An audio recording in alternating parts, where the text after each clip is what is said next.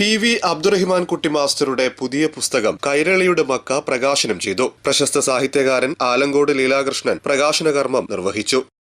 21ാമത്തെ പുസ്തകമാണ് ഇപ്പോൾ പ്രകാശനം ചെയ്യുന്നത്. കൈരളിയുടെ മക്ക, ഇന്ത്യയിലെ തന്നെ മക്ക എന്നാണ് പൊന്നാനി അറിയപ്പെടുന്നത്. മൗലത്തുൽ ഇസ്ലാം സഭ അവിടെയുണ്ട്.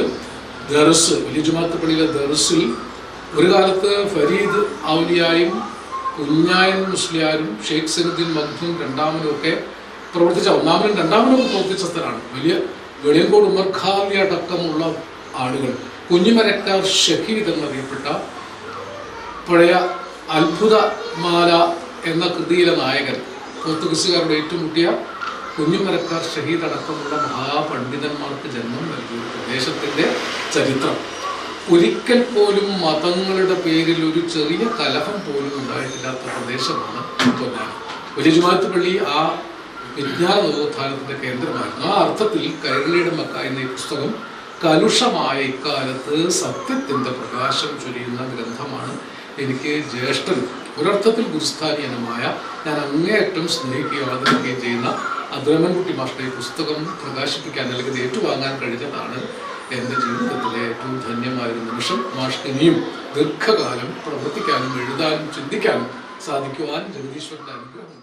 ഇത്രത്തോളം പ്രാദേശിക ചരിത്രം അടയാളപ്പെടുത്തിയ മറ്റൊരു പ്രദേശം വളരെ കുറവാണ്.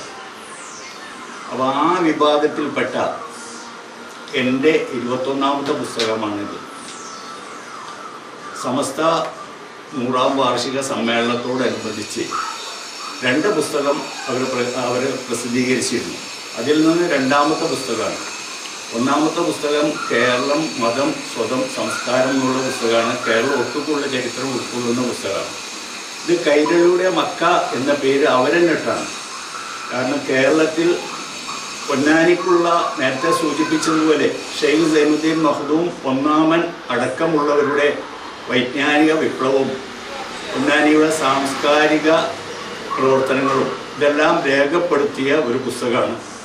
ചടങ്ങിൽ മുഹമ്മദ് പൊന്നാനി അധ്യക്ഷത വഹിച്ചു. Advocate Thajmal Salique, Najumo Edappal, U Habeeb Rahman, U Abdul Jabbar, Muhammad Ashraf എന്നിവർ സംസാരിച്ചു.